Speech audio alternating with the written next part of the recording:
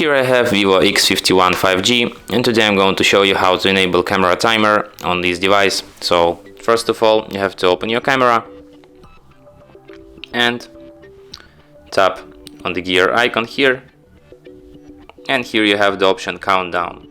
This is just the camera timer. You can set it on 3, on 5 or on 10 seconds. Let's set it on 3 seconds and try to make a photo.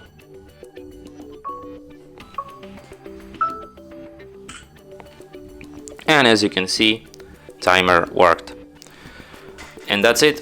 Thanks for watching. If you find this tutorial useful, don't forget to hit that like button and subscribe to our channel.